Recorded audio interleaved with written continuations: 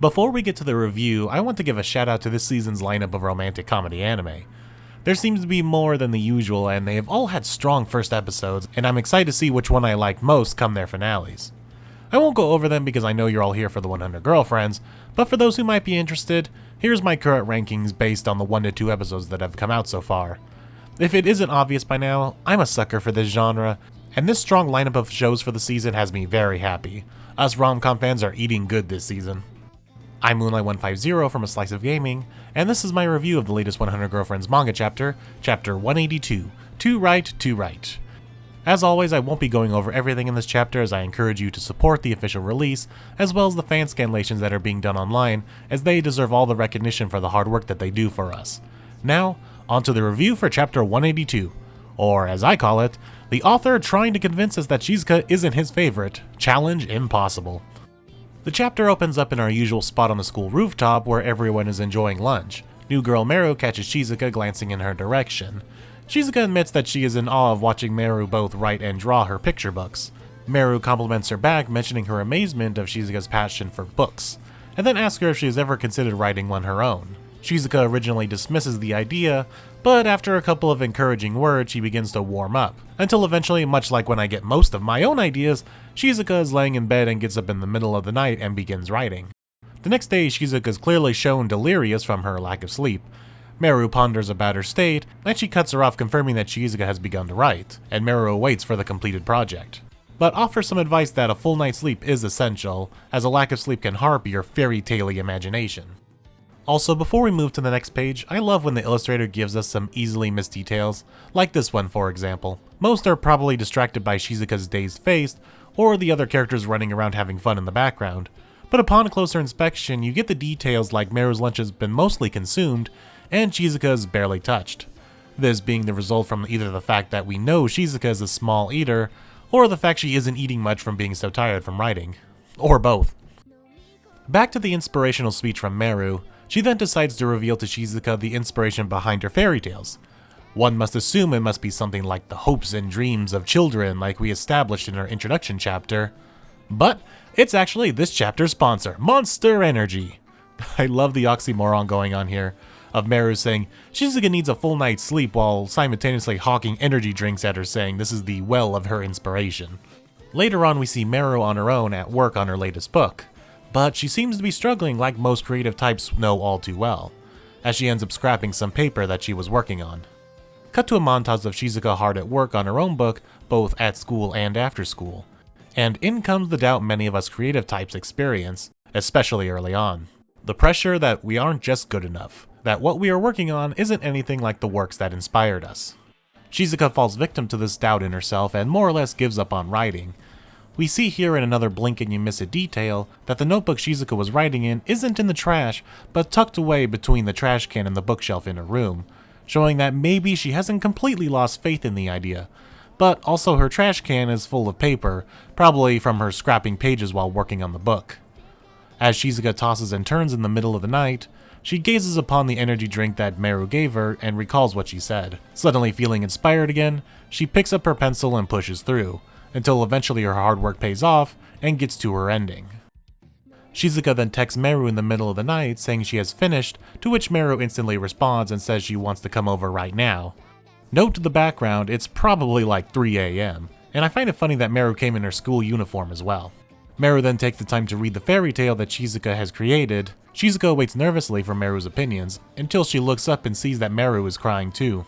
Shizuka then puts herself down saying that her story is nothing to cry over. But Meru then goes on a speech that not only Shizuka needs to hear, but us readers too. At least those of us who yearn to create. The writers and those on the scanlation team did an amazing job with this, so I'll just read it aloud. Of course, I cannot deny it is broadly speaking amateurish. Such is the first step that everyone must take, but I clearly felt a fairy tale of your own within this work. I could not have written this story.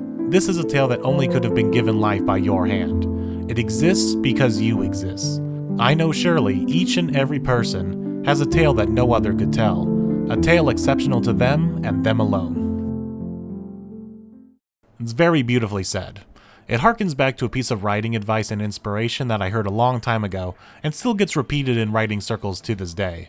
It's the cold reality that your first project is going to suck. And everyone's first project is going to suck. No matter what you do, or who you are, or what you make, your first attempt at it is going to suck. And that's okay. It's how we learn and how we make our next project better. So go out there and create. Go make that first thing that's going to suck, so you can learn from those experiences and make your next stuff after that even better. Just as an example, when I released the fan dub of the first chapter of the 100 Girlfriends manga, I won't deny, there are things I wish I did better, or knew how to do better. But in making that first chapter, I learned new things, so I can make the chapter 2 fan dub and further even better. Or hell, look at these review videos even.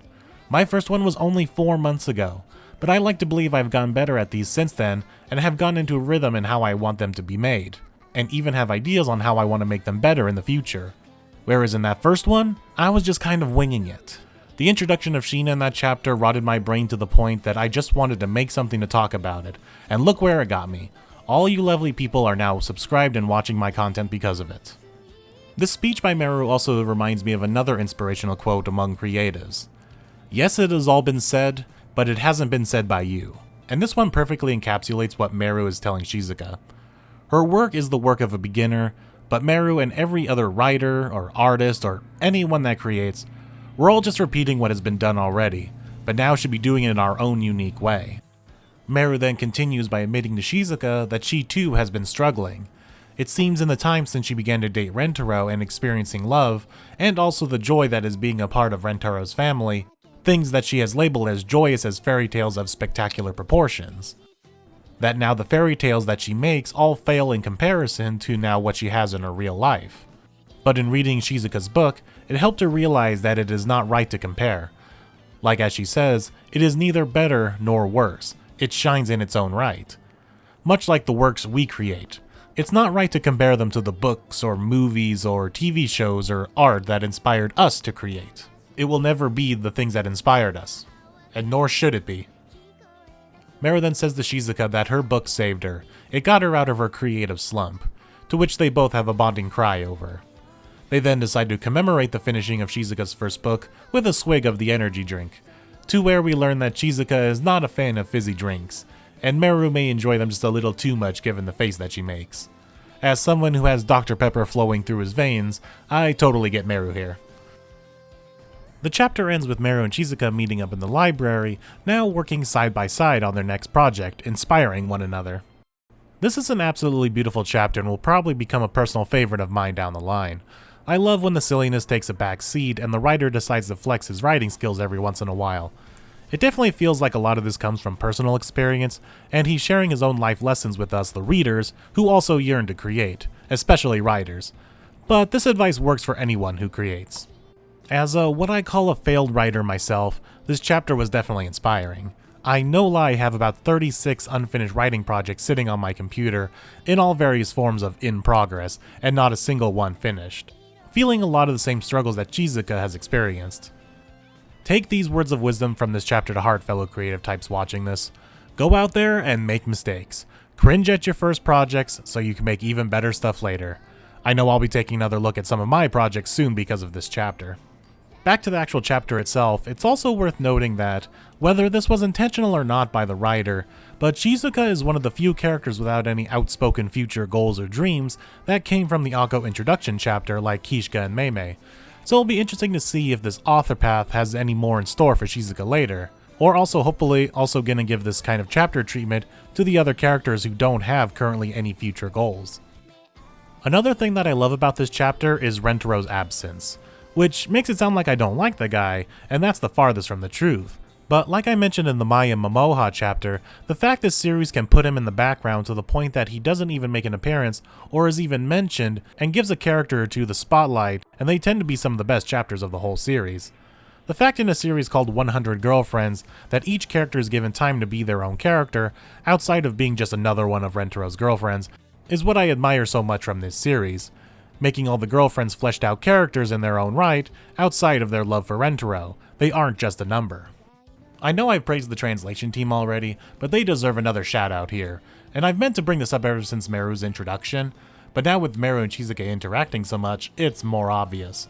But I love that the two book-loving characters of the series have such an expanded vocabulary compared to the other characters, such as using words like balderdash, gauche, banal, and Lilliputian. And back during the flirty chapter with Meru using a phrase like the lion's share. The English major in me is always happy when uncommon words and phrases like these are used, so bravo to the team on that. Now that we've all had a good cry and got all the mushy feelings out of the way, it's time to get excited. Why?